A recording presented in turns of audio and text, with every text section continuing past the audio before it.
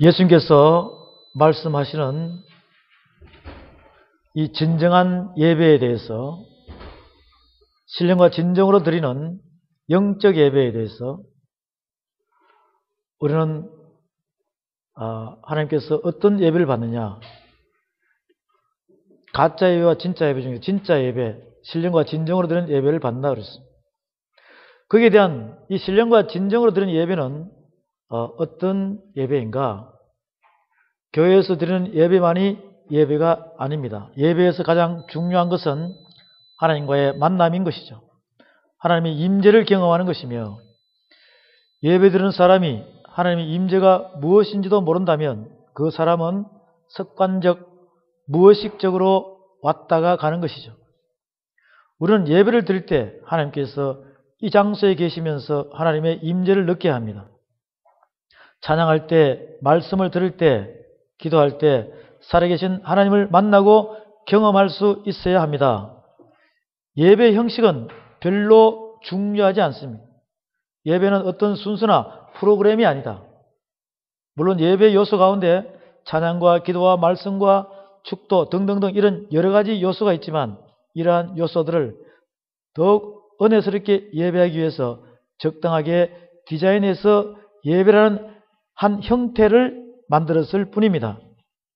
언제부터인가 우리는 예배의 형식, 즉 폼, 이 형식이 너무 중요한 자리를 차지하게 되어 있는 것을 볼 수가 있습니다. 형식의 본질을 지배하는 예배는, 형식이 본질을 지배하는 예배는 본래의 의미를 잃어버리고 어떤 형식만 맞춰서 하면 되는 것으로 생각하게 됩니다.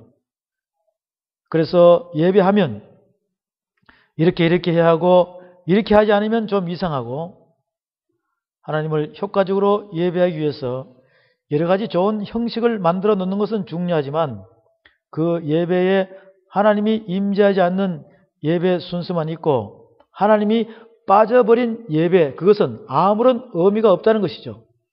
결국 여기서 중요한 것은 뭐냐면 성령의 임재함입니다. 이 성령의 임재함이 없으면 살아있는 예배가 아니라는 것이죠. 그것은 죽어있는 예배인 것이죠. 아무리 교회가 크고 아무리 찬양대가 소프라노, 메조소프라노, 알토, 테너 등등등의 호화스러운 모든 악기들이 동원되어 비포와 수음으로 찬양을 드리고 한다 할지언정 거기에 성령의 임재함이 없으면 그것은 죽어있는 예배인 것입니다. 기도도 마찬가지고 말씀도 마찬가지예요. 말씀 가운데서도 살아있는 말씀이 돼야 되지 죽어있는 말씀이 돼서는 안 된다는 것이죠. 누룩이 섞여버리면 죽어버려요. 살아있는 말씀은 강대상에서 선포된 그 말씀이 각 심령들에게 임하여져서 사람이, 믿음의 사람이 자꾸자꾸 변화가 되어서 예수님을 닮아가는 그러한 사람이 되어가는 것은 바로 살아있는 말씀입니다. 변화가 되어서 예수님을 닮아가야 된다. 그래야지만이 거룩한 신부가 되어서 주님을 만날 수 있다는 것이죠. 순서보다 훨씬 중요한 것은 그 예배 속에 하나님의 임재를 경험하는 것입니다.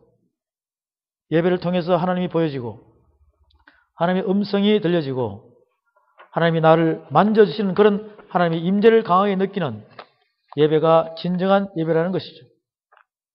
그런 의미에서 예배는 어떤 순서 이상의 것입니다. 주님은 말씀하시기를 예배하는 자가 신령과 진정으로 예배하라고 말씀하시는데, 신령과 진정은 영적인 것과 하나님 앞에서의 진실함, 순수함을 말합니다. 영적으로 하나님의 임재를 경험하고 하나님 앞에서 순수하고 진실하고 깨끗하고 오직 하나님만 의식되어지고 인간의 모습은 다 감추어지고 인간의 모습은 다 어디론가 사라지고 오직 하나님 앞에서 주님만 의식되어지는 그런 예배가 되어야 합니다. 어떤 사람들은 하나님 앞에 나와서 예배하면서도 회장 직분, 사장 직분, 장관 직분 그대로 사회적 계급에 그대로 지니고 예배하려는 사람들이 있습니다. 그런 것은 진정으로 드리는 모습이 아닙니다. 이 신령과 진정은 우리의 예배 가운데 오직 하나님만 보여지고 하나님만 영광 받으시는 예배를 드려야 합니다. 예배는 형식이 중요한 것이 아니라 정성을 다해서 드리는 예배가 중요하다는 것이죠.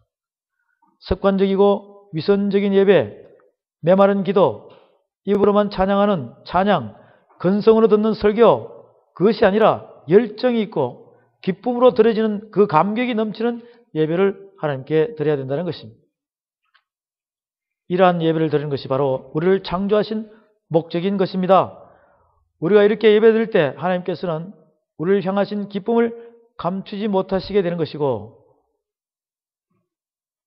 그리고 이제부터 생활의 삶을 통해 예배 삶을 살아야 되며, 다시 말해서 예배는 끝나고 나갈 때 비로소 예배는 시작되는 것입니다. 이것이 로마서 12장의 1절 2절에 나오는 산제사로 드리는 예배, 영적 예배를 우리에게 보여주는 것입니다. 공식적인 예배를 잘 드리고 이 예배 가운데서 하나님을 만나고 이 만남을 가지고 생활 현장에 나가서 다시 예배 생활이 산제사로 이루어지게 될 때 하나님께서 진심으로 기뻐하시는 예배가 되어지는 것입니다.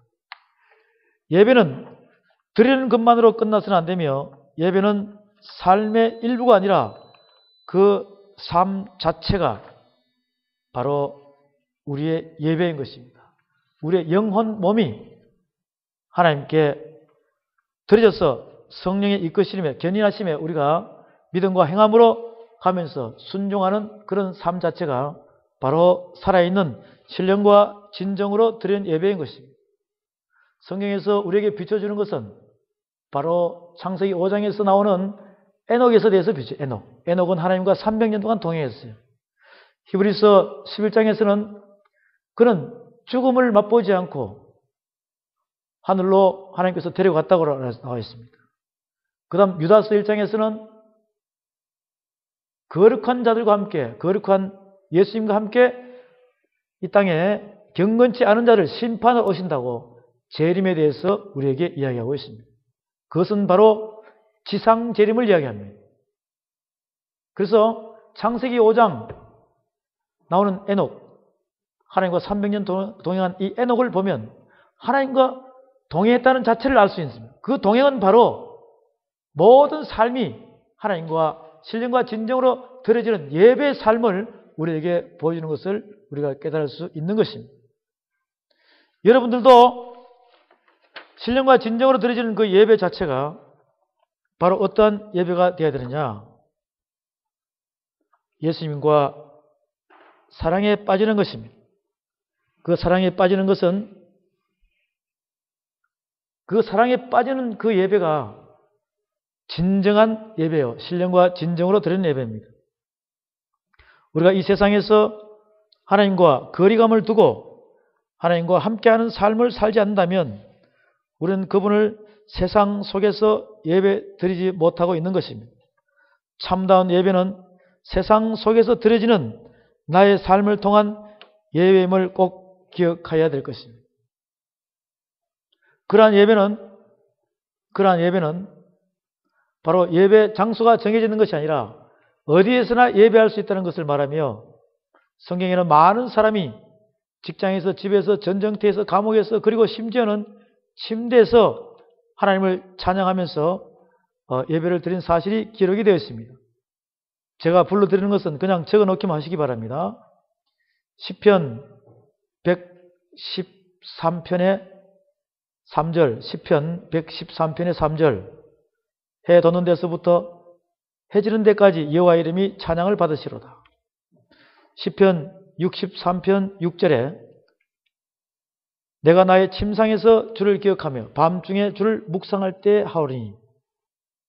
찬양은 아침에 눈을 떴을 때 처음 하는 행동이어야 되고 밤에 눈 감을 때 하는 마지막 행동이어야 합니다. 시편 5편 3절에 여호와여 아침에 주께서 나의 소리를 들으시니 아침에 내가 주께 기도하고 바라나이다. 시편 119편 62절에 내가 주의 의로운 규례를 인하여 밤중에 일어나 주께 감사하리이다. 새벽이나 낮이나 밤중이나 언제든지 주님께 감사하는 것입니다. 시편 34편 1절에 내가 여호와를 항상 송축하며 그를 송축함이 내 입에 계속하리로다. 우리가 어떤 행동을 하든지 그것이 하나님을 찬양하고 하나님께 영광과 기쁨을 드리기 위한 것이라면 그 모든 것이 예배가 될 수 있다는 것입니다. 고린도전서 10장 31절에 너희가 먹든지 마시든지 무엇을 하든지 다 하나님의 영광을 위하여 하라. 우리가 삶의 어느 곳에 있든지 하나님 앞에서 하나님의 영광을 위하여 하나님을 기쁘시게 해드리기 위해서 하는 모든 행위는 예배가 되는 것입니다. 예배는 우리를 향한 하나님의 사랑에 대한 응답인 것입니다. 고로새서 3장 23절에 무슨 일을 하든지 마음을 다하여 죽게 하듯 하고 사람에게 하듯 하지 말라. 모든 일을 하나님의 영광을 위해서 할 수 있는 방법은 우리에게 주어진 모든 것을 예수님을 위한 것처럼 함으로써 또 그것을 하는 동안 그분과 끊임없이 대화함으로써 우리의 모든 일은 하나님의 영광을 위해서 할 수 있게 되는 것입니다. 이것이 바로 예배 드리는 삶의 비밀인 것이며 모든 것을 주님께 하듯하며 그분의 임재를 느끼면서 생활하는 것이 곧 예배의 삶이다. 이것은 뭐냐면 성령께서 이끄시는 대로 여러분이 견인이 되어서 따라가라는 것입니다. 여러분의 영혼 몸 중에서 내 몸과 혼은 영의 이끌림에서 견인되어 가야 된다는 것입니다. 그래야지만이 성령께서 여러분을 견인하시는 것입니다. 로마서 12장 1절 매일의 일상생활 잠자는 것, 먹는 것, 일하는 것, 그리고 걸어다니는 것 모두를 하나님께 제물로 드려라. 우리가 살아가는 것이 온전히 예수님의 사랑에 빠져야 되고 우리는 예수님의 사랑에 빠져서 예수님의 그 사랑에 예수님께 미쳐야 된다는 것이죠. 고린도후서 5장 11절에서 고린도후서 6장 10절까지는 예수님께 미쳐야 된다는 말씀이 나와 있어요. 로마서 14장 7절에서 17절까지는 살아도 주를 위해서 살고 죽어도 주를 위해서 죽어야 된다는 말씀이 우리의 간증이 이 속에 있다는 것이죠. 그래서 이러한 말씀들을 여러분이 찬찬히 보시면서 묵상하면서 영의 임재를 느끼는 그런 신령과 진정으로 드리는 그런 진짜 예배가 되시길 바랍니다. 자, 그렇다면 지금식으로 교인들이 예배를 드리는 것이 중요한 것이 아니고 지금식의 예배는 어떤 예배냐? 형식적인 예배. 어떤 예배를 드렸느냐가 더 중요하다는 것을 알아야 한다. 어떤 예배를 드렸느냐가 중요하다는 것을 알아야 된다는 것이죠. 그것이 내가 예배를 드리고 난 다음에 이것이 진짜 예배인가 아니면 이것이 가짜 예배인가 이것을 우리는 우리의 신앙생활의 삶 속에서 분별을 할 수 있어야 된다. 그러면 결국 나는 진짜 하나님의 자녀인가 가짜 하나님의 자녀인가 이것이 구분이 되죠. 그럼 가짜 하나님의 자녀면 나는 누구의 자식이라는 것이에요? 사단의 자녀라는 것입니다. 굉장한 큰 것을 우리가 발견할 수 있습니다. 새 언약으로 나아가느냐 옛 언약으로 나아가느냐 예수님의 공로를 앞세우고 나가느냐 아니면 자기 공로를 앞세우고 나가느냐 이것은 분명히 여러분들이 교회 안에서 생활할 때 한 장소에서 여러분이 느낄 수가 있을 것입니다. 가인과 아벨의 제사를 예배라고 한다면 가인은 모르는 예배를 드린 것이고 아벨은 아는 예배를 드린 것이죠. 여기서 우리가 자세히 보면 가인과 아벨은 누구한테 이야기 들었어요? 안 들었어요? 엄마 아버지한테 이야기 들었다 이 말이에요. 엄마 아버지는 경험했어요? 안 했어요? 하나님께서 경험했습니다. 하나님께서 자기들이 무화과 나무 옷을 입고 있는데 범죄하고 난 뒤에 무화과 나무 옷을 입고 있는데 가죽 옷을 누가 입혀줬습니까? 하나님께서 입혔다. 그걸 깨달아야 돼요. 지금 우리의 신앙생활도 마찬가지입니다. 우리 하나님의 말씀을 여러분이 육으로 보니까 미주알, 고주알 다 가르쳐줘야 되는데 받침 하나, 단어 하나까지 다 가르쳐줘야 되지만 영어로 보게 되면 하나를 가르쳐주면 몇 가지 알아야 돼요? 5가지, 10가지 알아야 돼요. 하나님께서는 아담과 하와에게 너희들이 깨달아야 된다라는 말씀을 했어요, 안 했어요? 안 했죠? 그냥 가죽옷만 입혀주고 쫓아내버렸어요.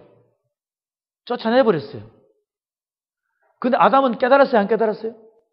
아하, 내가 죽을 수밖에 없는 죄인이었는데 누가 용서해 주셨다? 아, 하나님께서 가죽옷으로 나를 덮었구나. 보니까 이것은 양가죽이라는 것이에요. 가인을 놓고 가인아, 너는 하나님을 섬길 때 하나님이 기뻐하시는 제사는 피의 제사란다. 피의 제사란다. 그렇게 드려라. 가인은 알았다고 그랬어요, 안 알았다고 그랬어요? 포도원의 밭에 부모가 이야기합니다. 큰아들아, 포도밭에 가서 일 좀 해라. 걸음 주고 일 좀 하라. 그러니까 큰아들은 알았다고 그랬어요, 몰랐다고 그랬어요? 알았다고 그랬어요. 나중에 했어요, 안 했어요? 작은아들이 했다는 말이죠. 작은아들은 나는 잘 몰라요. 나는 일하는 거 잘 몰라 했는데 나중에는 했어요, 안 했어요? 그러면 부모 입장에서 누구를 칭찬하겠습니까? 작은아들, 목적을 완성시킨 아버지의 뜻을 받들은 자를 기뻐하시는 것이죠. 가인은 듣긴 들었는데, 아니 목사님 그 말씀이 성경에 어디 나와 있어요? 가인은 무슨 농사를 지었습니까? 가인은 무슨 제사를 올렸어요?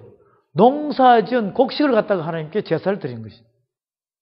그러면 듣기는 들었는데 행함은 일치가 되지 않죠. 그 안에 하나님의 자녀라는 믿음이 있었을까요, 없었을까요? 하나님의 자녀라는 믿음은 가인한테 있었을까요, 없었을까요? 있었단 말이죠. 같은 아담과 하와의 몸에서 나왔기 때문에. 그렇지만 행함은 엉뚱한 데로 갔다는 것이죠. 가짜 예배를 드렸다는 것이죠. 아벨은 아담과 하와로부터 받은 그 마음을 가지고 그대로 하나님께 양에서 피의 제사를 드렸다는 것입니다. 여기서부터 진짜 예배, 가짜 예배가 나오죠? 분별이 됩니까? 이것이 계속해서 지금까지 내려오는 것이. 지금까지 내려오는 것이. 한 배에서 낳은 자식도 두 국민이 나눠집니다. 야곱의 부인이 누구죠? 야곱의 엄마가 누구죠? 야곱의 엄마가 누구죠? 여러분, 야곱의 부인이 누굽니까? 아니라 리브가라고 그래요. 야곱의 어머니가 리브가입니다. 이삭의 부인이 리브가죠.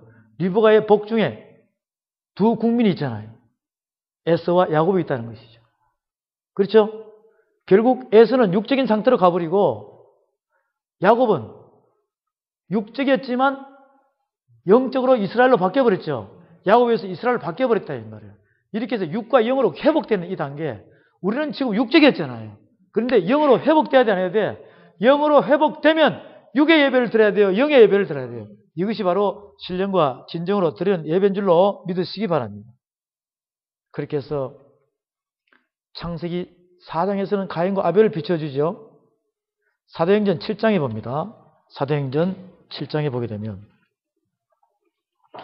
사도행전 7장에서는 바로 스데반 집사가 7장 39절부터 아주 살아있는 복음을 전합니다. 사도행전 7장 39절 우리 조상들이 모세에게 복종치 아니하고자 하여 거절하고 그 마음에 도리어 애굽으로 향하여 아론더러 이르되 우리를 인도할 신들을 우리로 위하여 만들라. 애굽 땅에서 우리를 인도하던 이 모세는 어떻게 되었는지 알지 못하느라고 그때 저희가 송아지를 만들어 그 우상 앞에 제사하며 자기 손으로 만든 것을 기뻐하더니 하나님이 돌이키사 저희를 그 하늘의 군대 섬기는 일에 버려두셨으니 이런 선지자의 책에 기록된 바 이스라엘 집이여 40년을 광야에서 너희가 희생과 제물을 내게 드린 일이 있었느냐? 몰록의 장막과 신 레판의 별을 받들었음이며 이것은 너희가 절하고자 하여 만든 형상이로다. 내가 너희를 바벨론 밖에 옮기리라 함과 같으니라. 자, 이것을 보게 되면 여기서도 믿음으로 드린 것이 아니죠. 예, 다른 쪽에 다른 형상들에게 드린 것을 우리가 볼 수가 있습니다. 말라기서 1장은 우리가 수없이 많이 봤습니다. 이것은 참 예배입니까? 거짓 예배입니까?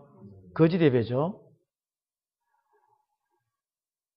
이 아벨의 제사는 자기 공로가 하나도 없었어요. 아벨의 제사는 자기 공로가 하나도 없었어요. 왜? 양의 피의 제사, 하나님 기뻐하는 제사를 드렸다는 것이죠. 이것은 오직 예수 그리스도의 은혜로 드린 그런 영적인 예배인 것입니다. 말라기서 1장은 이 말라기 선지자들의 움직이는 모습을, 행하는 모습을 전체적으로 보게 되면 또 구약 전체 이러한 선지자들의 모습을 보게 되면 이스라엘은 알지 못하는 것을 예배하였다는 것을 굉장히 많은 말씀 중에서 우리가 볼 수가 있습니다. 자기 공로로 나아간 것이 아니라 제물의 희생으로, 즉 흠없는 어린 양으로 나아갔다는 뜻인데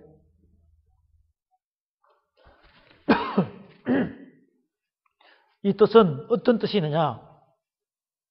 자기 공로로 나아간 것이 아니고 제물의 희생으로, 즉 흠없는 어린 양으로 나아갔다는 뜻. 흠없는 어린 양은 바로 예수님이시죠. 보라 세상 죄를 지고 가는 어린 양이로다, 이렇게 요한복음에서도 우리에게 이야기를 합니다. 이 흠없는 어린 양에 대한 해 받으시는 십자가 사건은 이사야 53장, 시편 22장,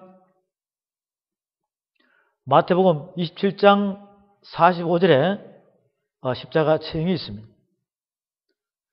에베소서 2장, 골로새서 2장, 빌립보서 2장, 로마서 7장에서 8장, 이것은 자기 공로로 나간 것이 아니고 제물의 희생으로 나갔다는 뜻입니다. 오직 피 흘려 죽은 제물의 희생만 있을 뿐 아니다. 하나님은 아벨의 제사를 받은 것이 아니고 피 흘려 죽은 제물의 희생을 받은 것이다. 하나님께서는 인간 예수의 피를 받은 것이 아니라 바로 성자 예수의 피를 받은 것입니다. 그래서 인간 예수의 육체는 죽이시고 성자 예수의 몸은 받으신 줄로 믿으시기 바랍니다. 여러분이 하나님께 드리는 제사는 여러분의 육신으로 드리는 것이 아니라 여러분의 영적으로 드리는 여러분의 영혼 몸을 원하신다는 것이죠. 회복된 영, 탈했된 영이 아니라 회복된 영을 받으신다는 것입니다. 그러기 위해서는 우리에게 살아있는 하나님의 말씀이 있어야 될 줄로 믿습니다. 살아있는 하나님의 말씀이 있어야 된다는 것이죠. 제사의 목적은 자신들이 누구 덕에 살았는지를 잊지 않게 하기입니다. 제사의 목적은 자신들이 누구 덕에 살았는지를 잊지 않게 하게 합니다. 왜 제사를 드려야 하는지의 의미를 모르고 드리는 제사는 우상에게 제사하는 것이 된다. 왜 제사를 드려야 하는지의 의미를 모르고 드리는 제사는 우상에게 제사하는 것이 된다. 이것은 뭐예요?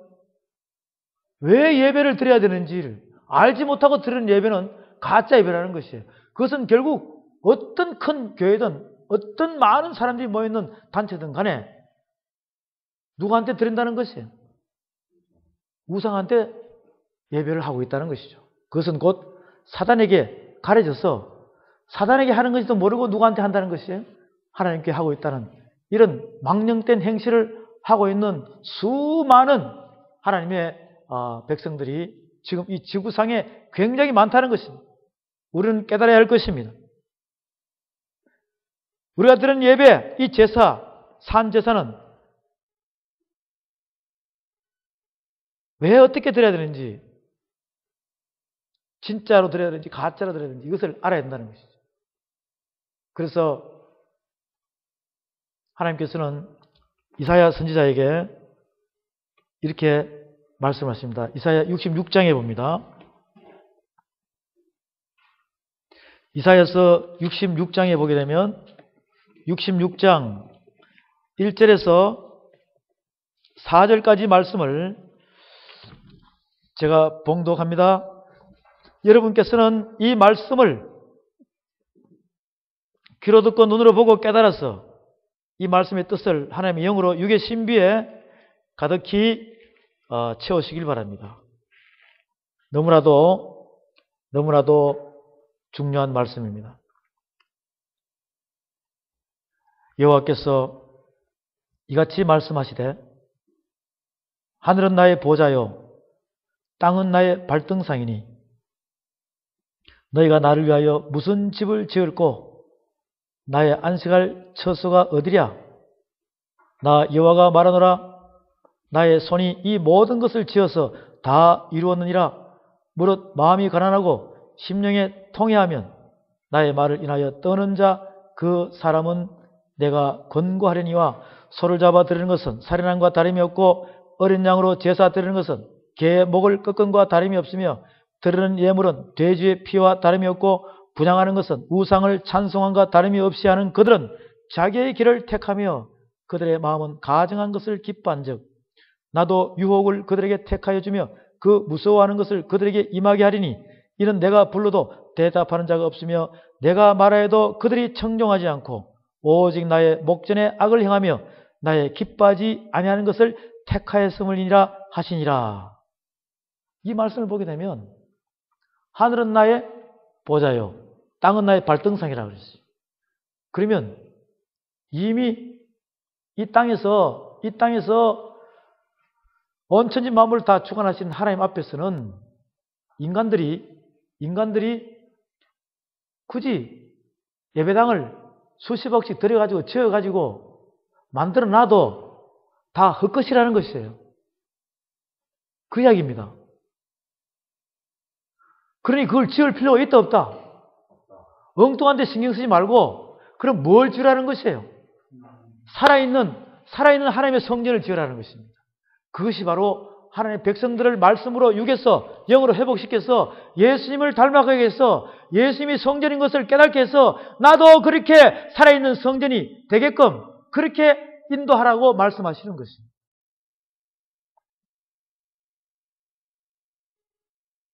지금 하나님께서 이 땅에서는 다 지어놔버렸어요. 그 손으로 지은 것은 필요 있다 없다?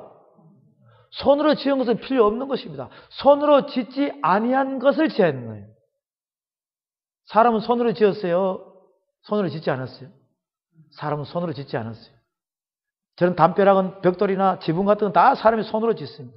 저것은 아무 필요 없다는 것입니다. 손으로 짓지 아니한 예수님은 이 땅에 계셨을 때 손으로 지은 곳에서 왔다 갔다 하셨지만 결국은 우리에게 본을 보여준 것은 손으로 짓지 아니한 곳에 가 계시죠? 우리도 그렇게 가야 돼요? 안 가야 돼요? 우리도 손으로 짓지 아니한 곳에 가 있어야 돼요.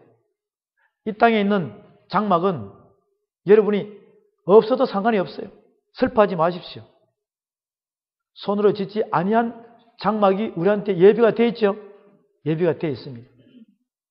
지금 이사야서 66장 1절에서 4절까지 말씀은 뭐냐면 여호와께서 이같이 말씀하시되 하늘은 나의 보좌요 땅은 나의 발등상이니 너희가 나를 위하여 무슨 집을 지을꼬 이런 무슨 집을 지을꼬 예배당을 몇십 원씩 들여가지고 지어도 소용없다는 것이에요.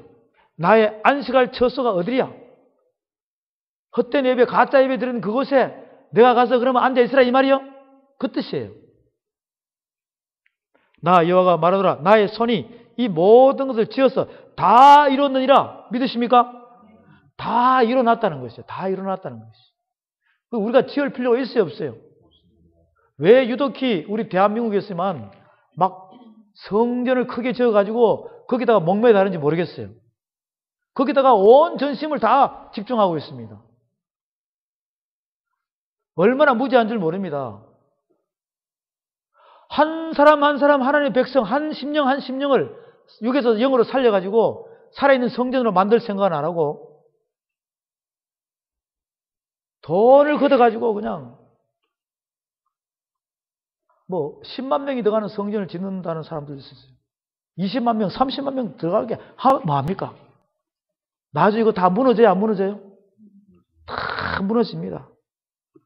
소를 잡아 드리는 것은 살인함과 다름이 없고 어린 양으로 제사 드리는 것은 개의 목을 꺾음과 다름이 없으며 드리는 예물은 돼지의 피와 다름이 없고 분향하는 것은 우상을 찬송과 다름이 없는 그들은 자기의 길을 택하며 그들의 마음은 가증한 것을 기뻐한다. 막 눈에 보이는 쪽으로 발 나중에는 온갖 피를 갖다 부어요. 돼지의 피가 능력이 있습니까? 예수 그리스도의 보혈의 피가 능력이 있습니까? 예수 그리스도의 보혈의 피, 그분 한 분의 피가, 어려운 자의 피가 수많은 각종 짐승들의 피보가 더 능력이 있는 줄로 믿으시기 바랍니다. 그래서 우리는 그런 피를 흘리는 살아있는 순교자가 되어야 된다는 것이죠.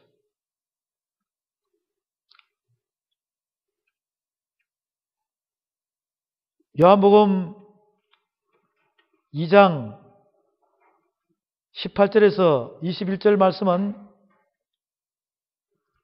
다시 한번 보겠습니다. 요한복음 2장 18절에서 21절 말씀. 이에 유대인들이 대답하여 예수께 말하기를 내가 이런 일을 행하니 무슨 표적을 우리에게 보이겠느냐?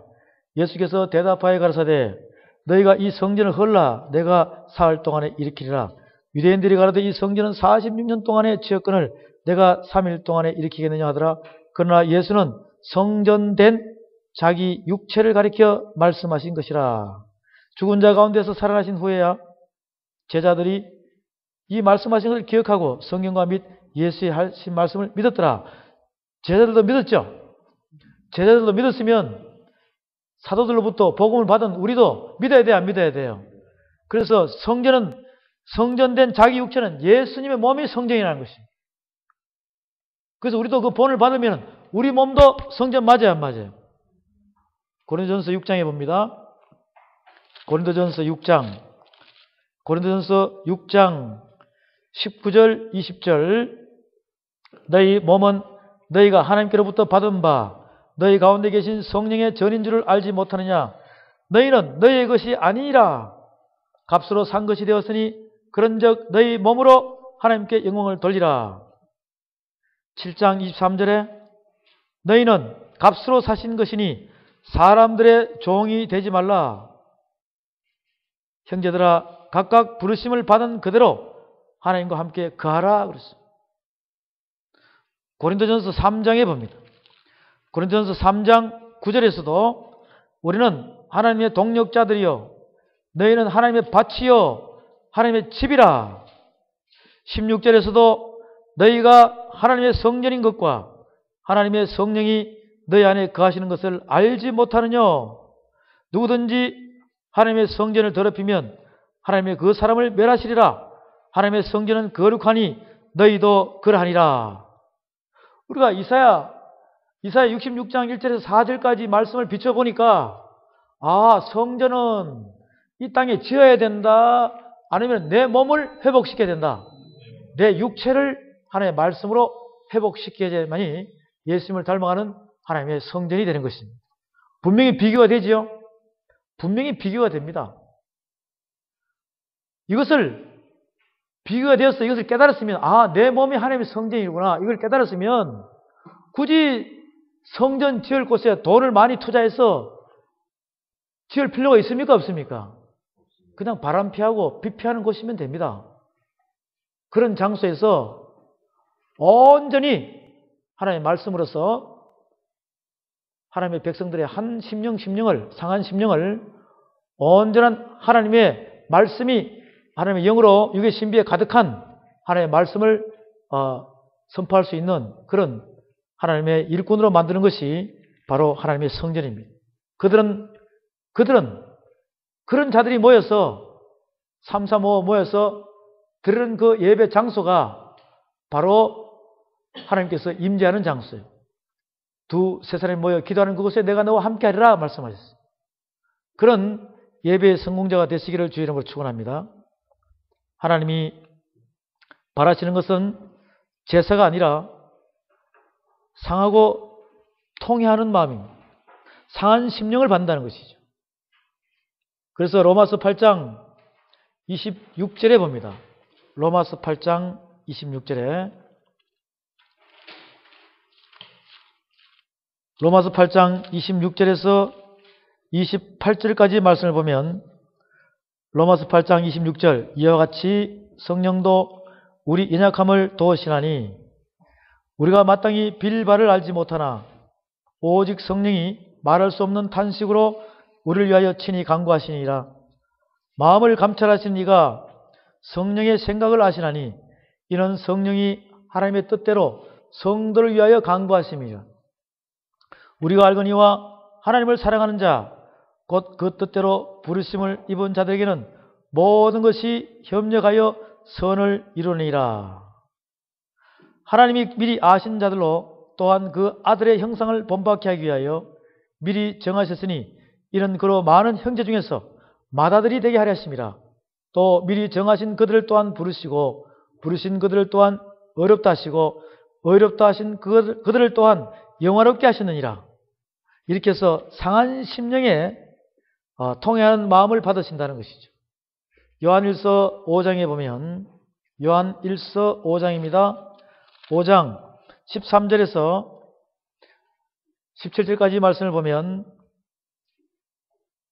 내가 하나님의 아들의 이름을 믿는 너희에게 이것을 쓴 것은 너희로 하여금 너희에게 영생이 있음을 알게 하려 함이라. 그를 향하여 우리의 가진 바 담대한 것이 이것이니 그의 뜻대로 무엇을 구하면 들으심이라. 우리가 무엇이든지 구하는 바를 들으시는 줄을 안즉 우리가 그에게 구한 그것을 얻은 줄을 또한 아느니라. 누구든지 형제가 사망에 이르지 아니한 죄 범하는 것을 보거든 구하라. 그러면 사망에 이르지 아니하는 범죄자들을 위하여 저에게 생명을 주시리라. 사망에 이르는 죄가 있으니 이에 대하여 나는 구하라 하지 않노라. 모든 불의가 죄로 돼 사망에 이르지 아니하는 죄도 있도다. 하나님이 바라시는 것은 제사가 아니라 상하고 통회하는 상한 심령을 구하는 것입니다. 그래서 내가 이런 죄인이구나. 이런 나를 위하여 예수님이 희생당하셨구나. 이런 것을 아는 마음이다. 내가 죄인이구나. 내가 이런 티끌마도 못한 죄인이고 괴수 중에 괴수구나. 이런 나를 위하여 예수님의 보혈의 피로 희생되었구나를 아는 그 마음이 바로 나 자신이 통회하고 상한 심령이라는 것을 하나님께서 우리를 안다는 것이죠. 그러면 누가 희생돼야 돼요? 예수님이 희생되셨어요. 나도 희생돼야 되죠? 나도 희생돼야 돼요. 교회 건물이 희생돼야 됩니까? 내가 희생돼야 됩니까? 목사님이 희생돼야 돼요? 교회 건물이 희생돼야 돼요?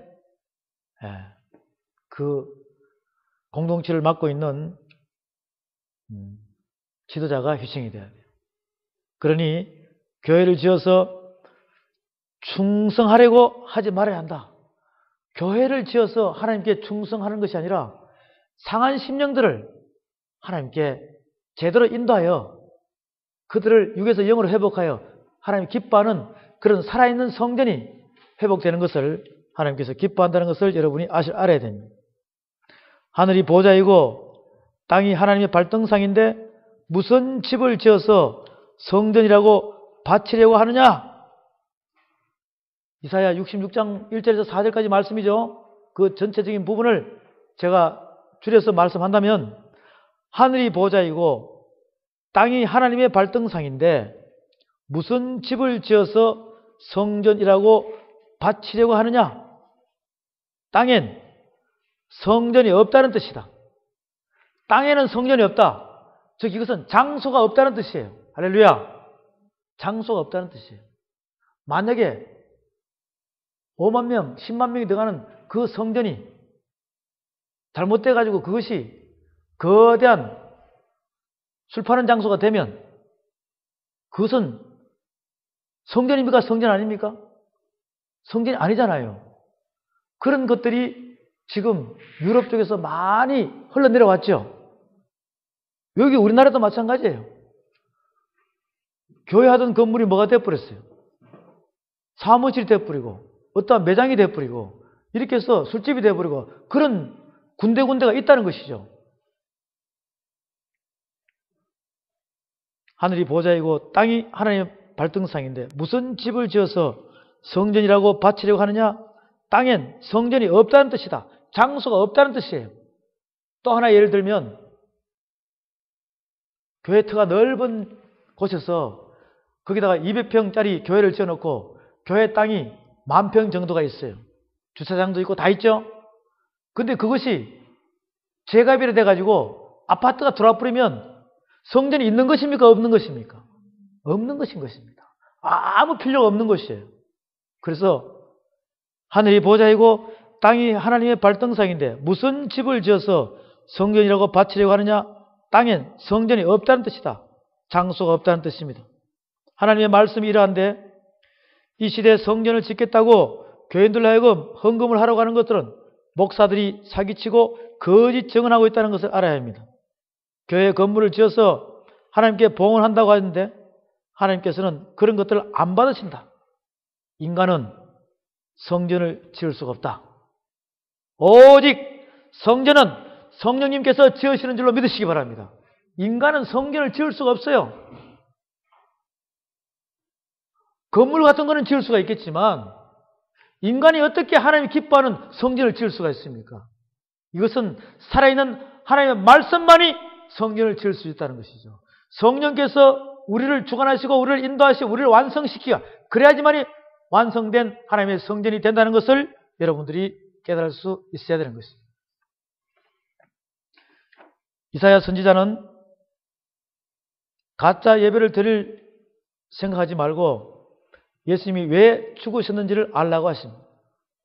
예수님의 피 흘리심의 의미를 모르면서 교회를 짓고 백날 예배를 드리면 무슨 소용이 있겠는가? 하나님이 바라시는 것은 우리의 충성심이 아니라 나 대신 죽으신 예수님의 피 흘리심이다. 하나님께서 나 같은 자를 위해서 벌리신 일을 아느냐를 묻고 있는 것입니다. 예수님의 죽으심을 아느냐를 묻고 계시는 것입니다. 그렇다면 이스라엘은 제사를 지내면서 자기들이 죽어야 할 그 자리에 대신 어린 양이신 예수님께서 희생되셨다는 것을 결코 절대로 잊어서는 안 됩니다. 만약 어린 양이 희생의 의미를 모르고 드려지는 모든 제사와 제물과 헌물은 하나님 앞에서는 아무런 의미가 없는 것입니다. 하나님은 양과 소 같은 고깃덩어리 제물을 원하는 것이 아니라 제물 속에 담겨진 사랑을 깨닫기를 원하는 것입니다. 제물 속에 담겨진 사랑을 깨닫기를 원하신 것입니다. 그 사랑을 깨달아야 됩니다. 하나님으로부터 온 사랑, 하나님께로부터 예수님을 통해서 온 사랑, 진실한 사랑, 불변의 사랑, 첫사랑, 무조건적인 사랑, 대가 없는 사랑, 그 사랑은 바로 아가페적인 사랑이죠. 요한복음 13장에 봅니다. 요한복음 13장에서는 하나님의 사랑을 예수님을 통해서 우리에게 비추어주고 있습니다. 그 사랑은 요한복음 13장 34절 35절 말씀, 새 계명을 너에게 주노니 서로 사랑하라. 내가 너희를 사랑한 것 같이 너희도 서로 사랑하라. 너희가 서로 사랑하면 이로써 모든 사람이 너희가 내 제자인 줄 알리라. 그 사랑을 깨닫고 하나님과 교제하시기를 원하시는 것입니다. 그 사랑은 하나님의 선물로 우리에게 왔다 그랬죠. 에베소서 2장에서는 하나님의 선물로 왔다 그랬고, 히브리서 7장과 히브리서 8장과 히브리서 9장, 히브리서 10장에서는 하나님의 사랑을 그대로 본받아가지고 그 뜻을 본받아서 우리에게 주시고 가신 그 예수님의 사랑을 우리는 히브리서 7장에서 10장까지의 모든 것을 알 수 있는 것입니다. 이성 없는 짐승 같은 두 사람이 사는 한 집에서 이성 없는 짐승 같은 두 사람이 사는 한 집에서 한 사람이라도 온전한 사람이 되면 싸움이 멈춰진다는 것이죠. 한 사람이라도 온전한 사람이 되면 싸움이 멈춰진다는 것이죠. 막 둘이 짐승같이 싸우다가 한 사람이라도 온전한 사람이 되면 사랑으로 자꾸 베풀기 때문에 원수가 만들어지겠어요? 안 만들어지겠어요? 온 지구상에 다 이성 없는 짐승이었어요. 근데 하나님의 사랑, 예수님부터 받아들인 아가페 사랑을 우리가 깨달았다면, 서로 사랑하게 되면, 여러분이 한 사람이라도 그 사랑 안에서 하나님의 사람이 되기 시작하면 지금 이 지구 땅에 있는 이성 없는 짐승 같은 사람들을 여러분이 용서할 수 있어요? 없어요? 용서할 수 있다는 것입니다. 그것이 바로 이 지구를 변화시키는 것입니다. 생명의 말씀을 여러분이 받으시고 그 생명의 말씀을 전하는 그러한 사랑의 완성자가 되시길 바랍니다. 구약에서 제사를 드릴 때는 짐승을 죽여서 바쳤다는 것입니다. 이성 없는 짐승처럼 사는 우리를 나를 사람으로 살리기 위한 뜻이죠. 사람이 되어야만 제사 때 제물로 안 바쳐진다는 것입니다. 짐승으로 남아있으면 심판 때 여러분이 피를 흘려야 된다는 것이죠. 이 피의 제사는 두 가지의 뜻을 표하고 있죠. 여러분이 짐승으로 남아있으면, 이성 없는 짐승으로 남아있으면 심판 받아야 돼, 안 받아야 돼요? 그럼 피 흘린다는 것이죠. 근데 여러분들이 하나님의 사람으로 되면 예수 그리스도의 보혈의 피 때문에, 의인의 피 때문에 내가 살았다는 것입니다. 할렐루야. 그럼 여러분도 여러분을 맡긴 자를 사랑의 빚을 갚으려면 여러분도 죽어야 돼, 안 죽어야 돼? 바로 이것이 살아있는 순교인 것이죠. 그래서 피의 속성은 두 가지가 있죠. 두 가지가 되는 것이죠. 여러분, 이 땅에 짐승으로 남아 있어야 되겠어요? 여러분은 하나님의 사람이 되시기를 주의 이름으로 축원합니다. 네, 그래야지만이 심판에 면한다는 것이죠. 예수님께서는 사마리아 여인에게 이제는 그런 예배를 드리지 말고 하나님의 약속을 믿고 드리는 예배를 드려야 한다고 말씀하고 계십니다. 하나님의 약속을 믿고 드리는 예배가 신령과 진정으로 드리는 예배라고 합니다. 신령과 진정으로 드리는 예배는 성령의 진리를 의지하고 드리는 예배를 말합니다. 진리란 참 또는 진짜라는 말인데 예수님 자신이 참이고 진짜라는 말입니다. 왜냐하면 예수님만이 하나님께 나아갈 수 있는 유일한 길이요, 진리요, 생명이기 때문이죠. 예수님께서 무엇에 대한 참이고 진짜이 하면, 예수님께서 무엇에 대한 참이고 진짜이냐 하면 출애굽 때에 이스라엘 장자를 대신하여 희생당한 어린 양이 바로 예수님 자신을 상징하고 있기 때문입니다. 세례 요한은 예수님을 보고 세상 죄를 죽어가는 하나님의 어린 양이라고 하였고, 바울은 예수님을 유월절 어린 양이라고 하였던 것입니다. 예수님이 십자가에 죽는 것은 어린 양의 희생과 같은 것이다. 예수님의 죽으심으로 성도가 죄와 사망의 권세를 잡은 마귀로부터 구원을 얻게 된 것입니다. 이 사실을 성령께서 알게 해주시는 것이며, 성령이 임한 사람은 예수님의 희생을 근거로 하나님 앞에 나아가는 것이다. 성령께서 예수님을 앞세우고 하나님께 나가게 하는 것을 신령과 진정으로 예배한다고 하는 것입니다. 이 신령과 진정으로 드린 예배 이전에는 우리의 회개 기도가 있어야 돼요. 회개하라, 천국이 가까웠느니라. 이 회개를 하려면 누굴 만나야 돼요? 예수님을 만나야 된다는 것이죠. 그래서 저와 여러분이 받아들일 것은 뭐냐? 예수님의 이 천국 복음을, 살아있는 하나님의 말씀을 성경에서 여러분이 진리를 깨달을 수 있어야 된다는 것이죠. 하나님은 이처럼 예수님을 앞세우고 나오는 자들을 찾으신다. 예수님을 앞세우고 나오는 자들은 다 회개하는 자들입니다. 회개했기 때문에 누구를 만난 거예요? 예수님을 만났죠. 그래서 주님 앞으로, 하나님 앞으로 계속 우리는 끊임없이 나가야 돼요. 왜? 주님 오실 때까지. 예수님의 진정한 말씀은 뭐냐면 회개하라 천국이 가까우니라. 그래서 예수님께서는 진정한 회개를 하기에 촉구를 하죠. 에덴 동산에서도 했고 2000년 전 십자가 사건에서도 했습니다. 누가복음 13장 1절에서 9절에서도 말씀하십니다. 누가복음 3장 7절에서 14절 세례 요한도 이야기합니다.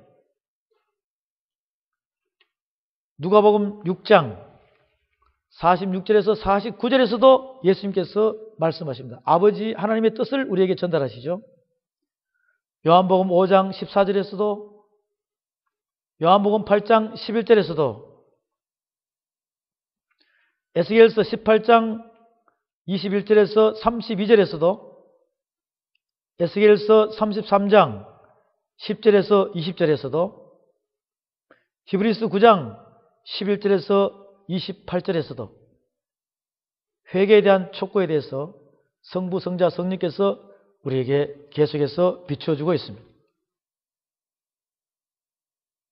그렇다면 이러한 사실을 지금 이 시대에 적용한다면 지금도 예수님의 의미를 모르고 하나님께 예배 드린다고 하는 자들은 모두 다 헛된 예배를 드리고 있다는 것을 알아야 합니다. 하나님은 우리의 제물과 희생을 원하는 것이 아니라 내가 누구 때문에 구원을 받았고 지금 누구의 은혜로 살고 있는지 알고 있느냐를 묻고 계신 것입니다. 이런 깨달음을 바탕으로 드려지는 헌신은 참 예배가 되는 것이지만 모르고 하는 충성과 봉사는 종교 노름에 불과한 것이다. 사도 바울은 고린도전서 14장 33절에서 고린도전서 14장 33절에서 하나님은 어지러움의 하나님이 아니시요 화평의 하나님이라고 했습니다. 하나님은 어지러움의 하나님이 아니시요 화평의 하나님이시라고 분명히 말씀하셨습니다. 성도가 하나님께 나아갈 수 있는 길은 오직 예수님의 공로뿐입니다. 예수님의 공로가 아닌 그 어떤 것은 하나님이 기뻐하지 않으십니다. 예수님께서 이런 사실을 왕의 아들의 혼인잔치의 비유를 들어 말씀하셨습니다. 이 비유는 마태복음 22장에 있죠. 마태복음 22장을 여러분이 적어 놓으시고 나중에 묵상하시기 바랍니다. 왕은 하나님을 의미하고 아들은 예수님을 의미하며 혼인잔치집은 천국을 의미합니다. 왕은 하나님을 의미하고 아들은 예수님을 의미하며 혼인잔치집은 천국을 의미합니다. 그곳에는 왕이 준비해 놓은 예복을 입어야만 참석할 수 있다는 것이죠. 그 예복이 곧 예수님의 공로인 줄로 믿으시기 바랍니다. 저와 여러분들은 예수님 때문에 하얀 세마포옷을 우리가 입고 있다는 것이죠. 예수님 때문에 우리의 타락한 영혼 몸에다가 찬빛으로 들고 있다는 것입니다. 예수님 때문에 우리는 사단의 공격을 다 보호하고 있다는 것입니다. 지금은 성령 안에서 예수님의 공로를 힘입고 살아가는 그 자체를 신령과 진정으로 예배드리는 것이며 이런 성도의 삶을 영적 예배라고 하는 것입니다.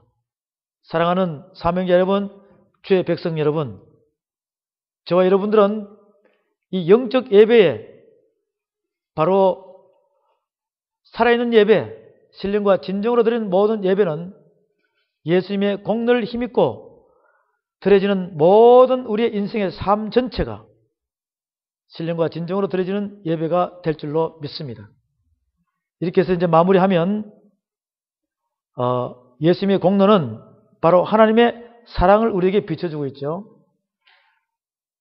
이 하나님 자녀의 사랑에서 요한일서 3장 1절에서 12절, 요한일서 3장 1절에서 12절은 하나님 자녀의 사랑입니다. 이게 하나님의 사랑이죠. 그 다음 선한 목자이신 예수님, 선한 목자이신 예수님, 요한복음 10장 1절에서 18절입니다. 선한 목자이신 예수님, 요한복음 10장 1절에서 18절. 하나님과 동등하신 예수님, 하나님과 동등하신 예수님. 빌립보서 2장 5절에서 18절. 빌립보서 2장 5절에서 18절. 요한복음 5장 19절에서 29절 말씀입니다.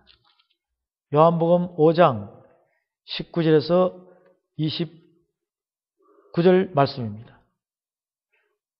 요한복음 5장 19절에서 29절 말씀 보고 마무리하도록 하겠습니다. 요한복음 5장 19절. 하나님과 동등하신 예수님. 5장 19절. 그러므로 예수께서 저에게 이르시되 내가 진실로 진실로 너에게 이르노니 아들이 아버지 하시는 일을 보지 않고는 아무것도 스스로 할 수 없나니 아버지께서 행하시는 그것을 아들도 그와 같이 행하느니라. 아버지께서 아들을 사랑하사 자기의 행하시는 것을 다 아들에게 보이시고 또 그보다 더 큰 일을 보이사 너희로 기이 여기게 하시리라. 아버지께서 죽은 자들을 일으켜 살리신 같이 아들도 자기의 원하는 자들을 살리느니라. 여러분들도 죽은 자들을 살릴 수 있으리라. 이 말씀과 똑같은 거예요. 아버지께서 아무도 심판하지 아니하시고 심판을 다 아들에게 맡기셨으니 이는 모든 사람으로 아버지를 공경하는 것 같이 아들을 공경하게 하려 하심이라. 아들을 공경치 아니하는 자는 그를 보내신 아버지를 공경치 아니하느니라. 내가 진실로 진실로 너에게 이르노니 내 말을 듣고 또 나 보내신 이를 믿는 자는 영생을 얻었고 심판에 이르지 아니하느니 사망에서 생명으로 옮겼느니라. 진실로 진실로 너에게 이르노니 죽은 자들이 하나님의 아들의 음성을 들을 때가 오나니 곧 이때라. 듣는 자는 살아나리라. 할렐루야. 이것이 바로 신령과 진정으로 예배를 드리는 자들한테는 이런 예수님의 음성이 들려온다는 것입니다.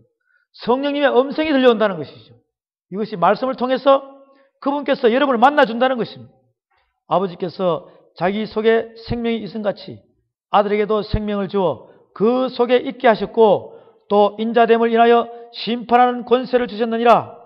이를 기이 여기지 말라. 무덤 속에 있는 자가 다 그의 음성을 들을 때가 오나니 선한 일을 행한 자는 생명의 부활로 악한 일을 행한 자는 심판의 부활로 나오리라.